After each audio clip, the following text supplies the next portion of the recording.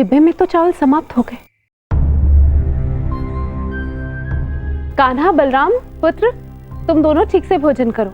मैं भंडार गृह में जाके और चावल लेकर आती हूँ। ठीक है पुत्र? ठीक है मैया। ठीक है मैया। हमारे भंडार में शीघ्र ही सब समाप्त हो जाएगा। ये तुम क्या कह रहे हो कान्हा? मैं कुछ समझा नहीं। बस अभी ये जान लो दाऊ कि हमें तैयार रहना है। हमारे गोकुल पर आने वाले 3 दिनों में बहुत गहन संकट आने वाला है। सही बताओ कान्हा, क्या होने वाला है गोकुल में? बोलो कान्हा, कुछ तो बोलो।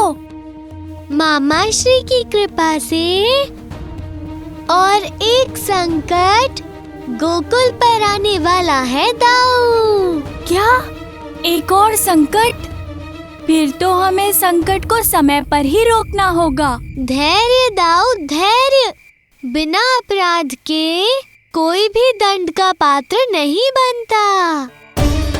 और साथ ही हमें ये भी याद रखना है कि इस बार हमारा शत्रु शक्तिशाली होने के साथ ही चतुर भी है। माया का प्रयोग वो बड़ी कुशलता से कर सकता है। वो किसी का भी रूप ले सकता है, पशु का भी, और वो कभी भी अदृश्य हो सकता है। वो अपनी शक्ति से किसी को भी वश में कर सकता है। ब्रह्मा, विष्णु, महेश, प्रकट हो।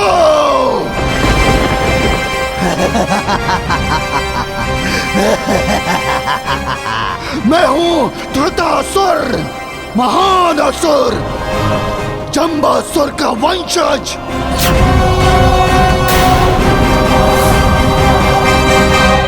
वही जम्बासुर जिनका तुम तीनों ने दत्तात्रेय के रूप में वध किया था। आज मैं अपने सीने में प्रतिशोध की आग लिए यहाँ गोकुल में आया हूँ। मैं जानता हूँ उस विष्णु का अवतार इस गांव में है, और उसका अंत करने के पश्चात ब्रह्मा, शिव, मैं तुम्हारे पास आऊंगा।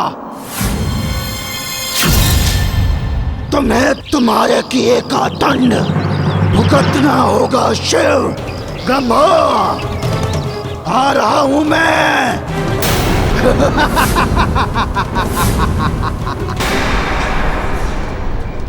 तो फिर कान्हा, तब हम उसे कैसे मारेंगे? उसे एक श्राप मिला है दाऊ। वो पूर्णिमा की रात वो अपनी पूरी शक्तियों का प्रयोग नहीं कर सकता। बस हम पूर्णमासी की रात्रि में ही उसका सामना करेंगे। 3 दिन की प्रतीक्षा कान्हा, मेरे लिए बहुत कठिन है कान्हा। हाँ दाऊ, प्रतीक्षा तो हमें करनी होगी। अब देखना ये है कि उसका पहला दाव क्या है।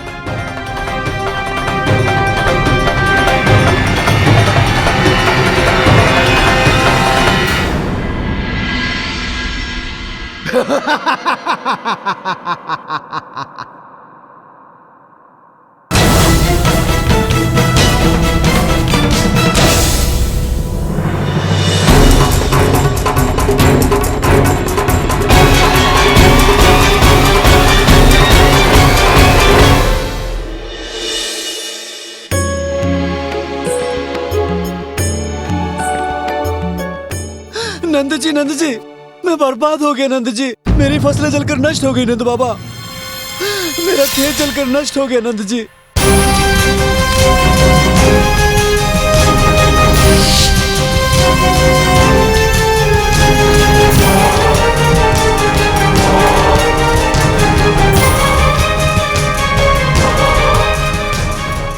हे भगवान, मेरी फसल जलकर नष्ट हो गई भगवान। ये तो बहुत बुरा हुआ। कहीं ये उस गज के कारण तो नहीं हुआ है? पता नहीं नंदराज, वो गज अग्नि शांत होने के पश्चात दिखाई नहीं। मुझे तो समझ ही नहीं आ रहा ये सब किसने किया नंदराज। मेरे हरे भरे खेत को जलाकर किसी को क्या मिल सकता है नंदराज? रामधन, तुम्हें चिंतित होने की आवश्यकता नहीं। मैं तुम्हारे साथ, तुम्हारी जो भी क्षति हुई है उसे पूर्ण करने का प्रयास करूंगा। अब चलो खेत पर चलकर सत्य जानने का प्रयास करते हैं। ये दशा किसने की है? कौन है वो दुष्ट जिसने भोले भाले किसानों की मेहनत को मिट्टी में मिला दिया है?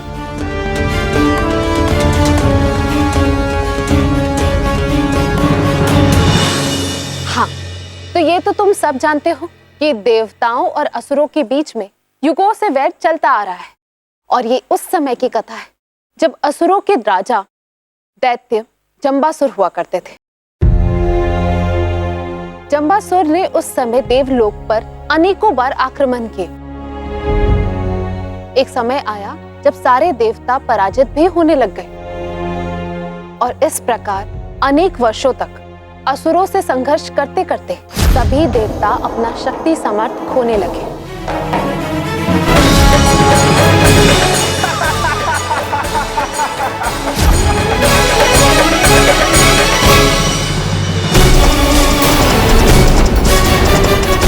जंबासुर को इंद्रदेव पर सीधा आक्रमण करने का अवसर मिला।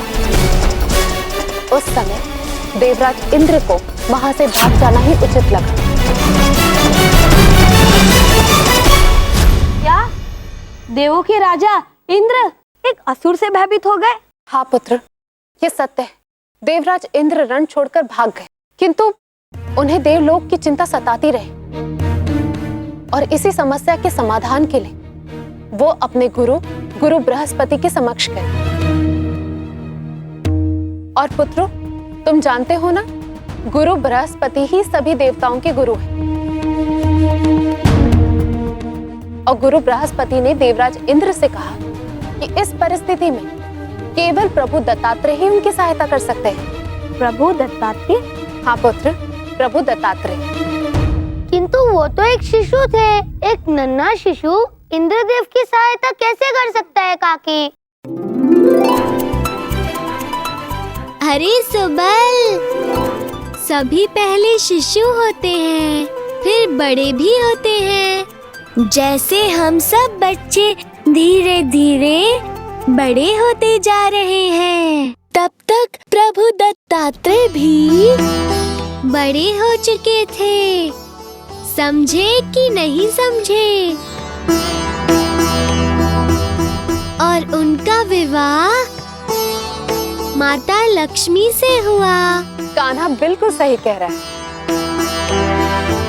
हाँ काकी, काका ने हमें बताया था प्रभु दत्तात्रेय ब्रह्मा, विष्णु और महेश तीनों के अवतार भी थे।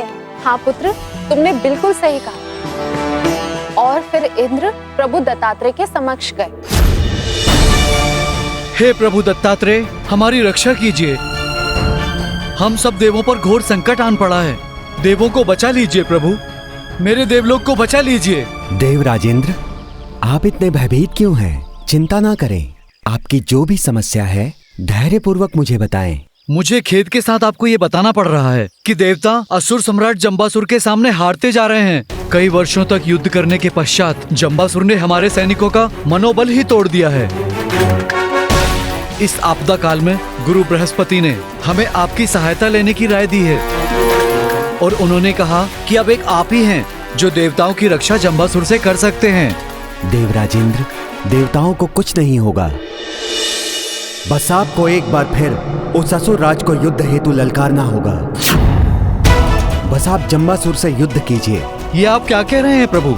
यदि आप हमारी सहायता नहीं करना चाहते तो आप हमें मना कर सकते हैं, किंतु आप हमें फिर से जंबासुर से युद्ध करने के लिए कह रहे हैं, और ये जानने के बाद भी कि इस समय हमारे देवताओं की क्या दशा है। क्या आप चाहते हैं कि देवता पुनः असुरों से पराजित हो जाएं? ऐसा कुछ नहीं है देव राजेंद्र। जैसा मैं कह रहा हूँ वैसा करने में ही आप देवताओं की भलाई है। और हाँ, ये युद्ध हमारी उपस्थिति में होगा। फिर देव असुर का संग्राम पुनः हुआ काकी। इस प्रकार तो पुनः देव पराजित हो गए होंगे। हाँ पुत्र, तुम बिल्कुल सही कह रहे हो। बिल्कुल ऐसा ही हुआ। सारे देवता एक बार फिर से पराजित हो गए और वो सब प्रभु दत्तात्रेय के आश्रम में पहुंचे। किंतु इस बार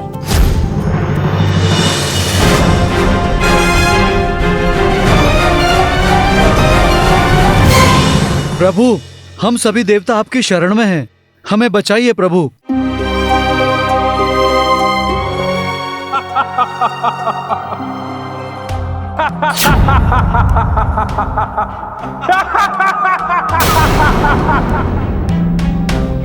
अच्छा, तो तुम दत्तात्रेय के आश्रम में आश्रय लेने आए हो।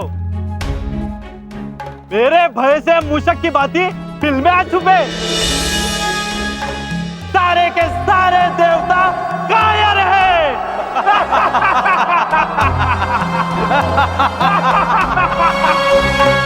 तुम्हें क्या लगता है ये सन्यासी तुम्हें बचा पाएगा? कायरो, तुम्हारी अंतिम घड़ी अब बहुत समीप है।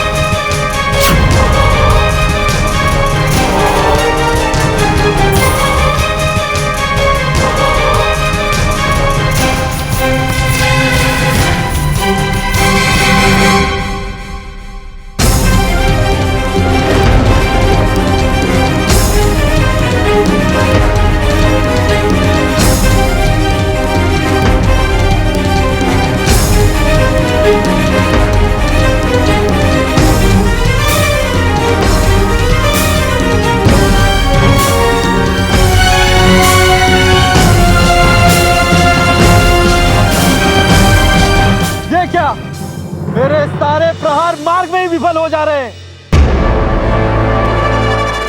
अब मैं अपने सबसे शक्तिशाली अस्त्र का प्रयोग करूंगा।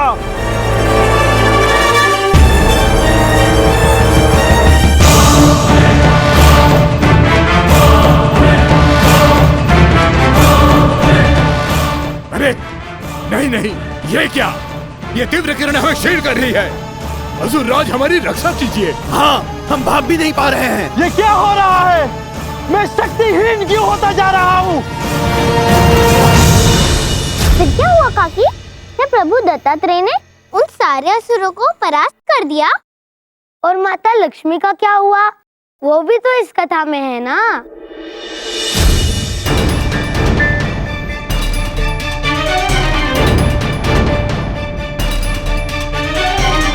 स्वामी, ये सब क्या है? ये समय प्रश्न करने का नहीं है देवी।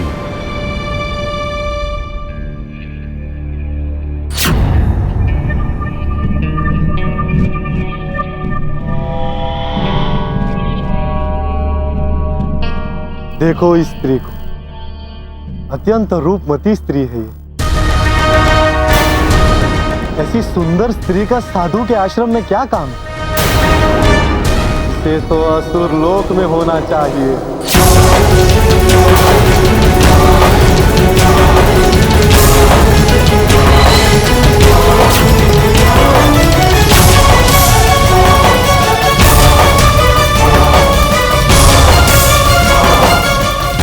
प्रभु दत्तात्रेय, माता लक्ष्मी संकट में हैं। उनकी रक्षा कीजिए। चलो इधर से।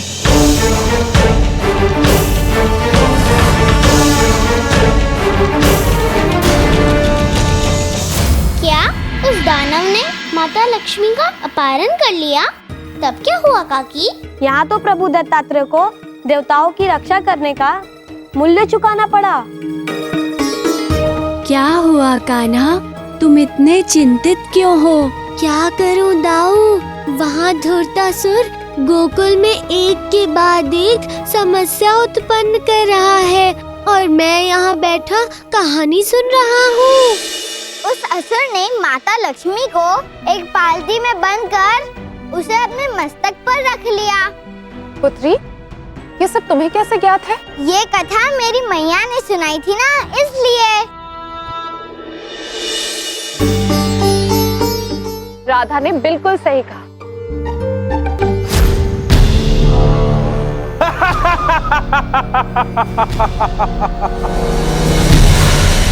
कहाँ गई वो स्त्री?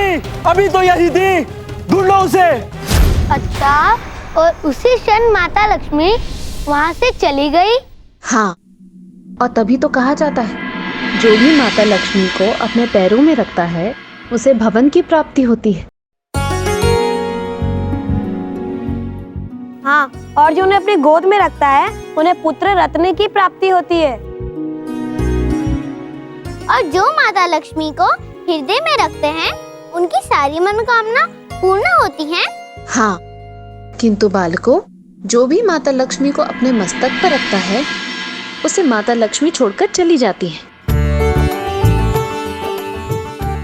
और ऐसा ही असुरों के साथ भी हुआ। जैसे ही माता लक्ष्मी उन्हें छोड़कर चली गई, वैसे ही वो विचलित हो गए। और इसी अवसर का लाभ उठाते हुए प्रभु दत्तात्रेय ने देवताओं को संकेत दिया कि उन्हें उनके ऊपर आक्रमण करना चाहिए। सावधान जंबासुर!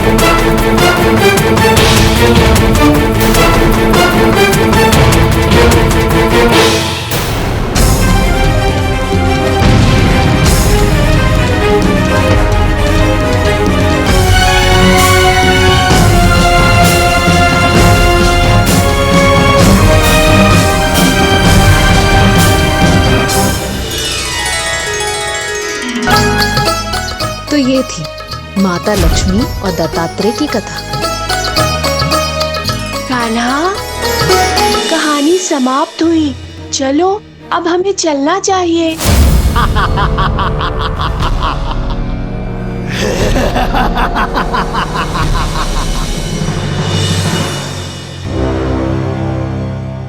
चंद्रमा,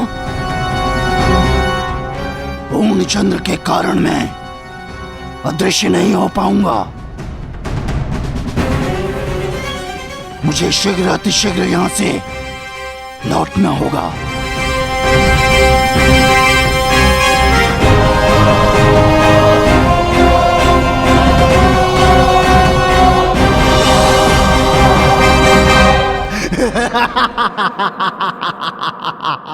तू यहाँ, कृष्णा? हाँ धूर्तासुर, 3 दिन से हर क्षण मैं इस घड़ी की प्रतीक्षा कर रहा था। अब तेरे पाप का घड़ा भर चुका है।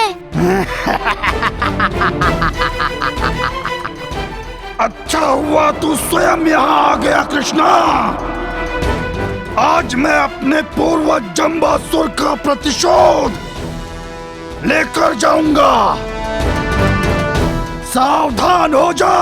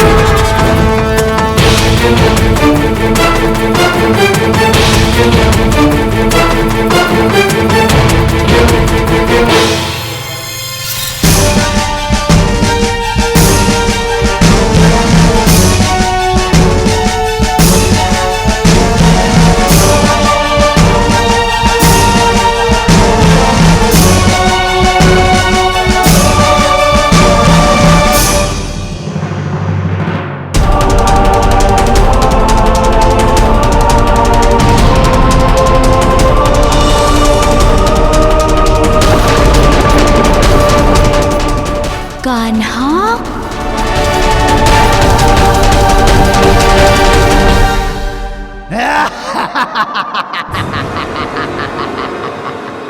कृष्णा, तेरा अंत आ गया है।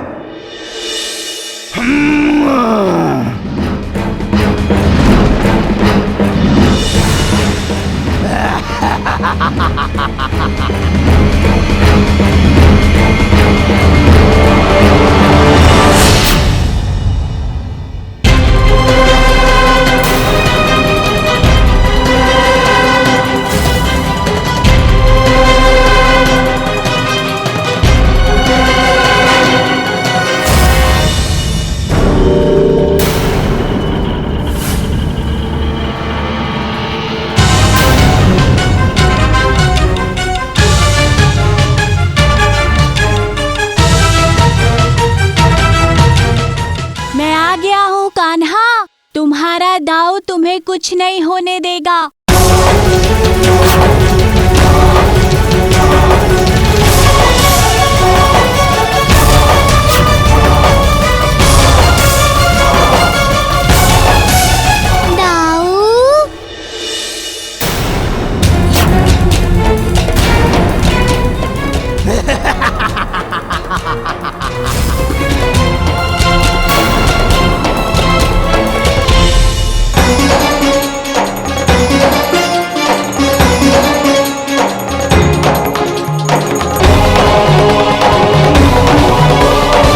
यशोदा, इतनी व्याकुल क्यों हो?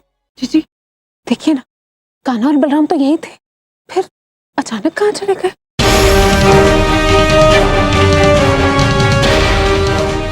तुम चिंतित मत हो यशोदा, जब तक बलराम और कान्हा एक साथ हैं, उन्हें कुछ नहीं होगा।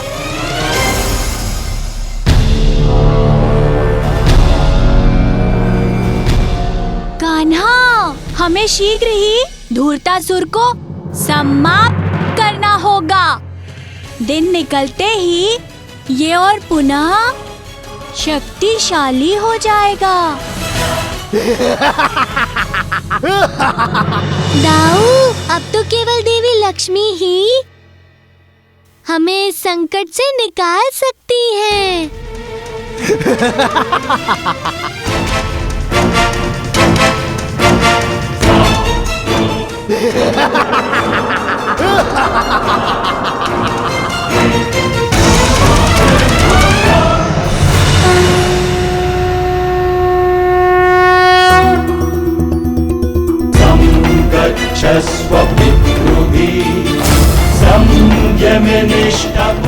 प्रणाम लक्ष्मी माता।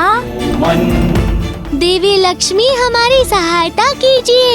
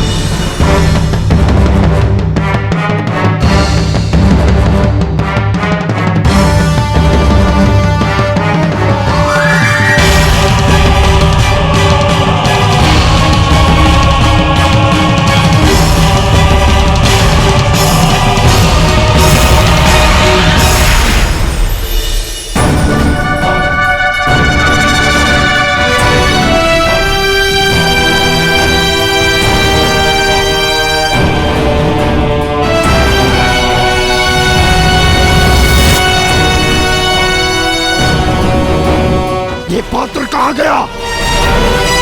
अभी तो यही था। लक्ष्मी को मस्तक पर रखने की भूल तुम्हारे पूर्वज जम्बासुर ने भी की थी, और आज तुम भी उसी भूल के कारण मारे जाओगे।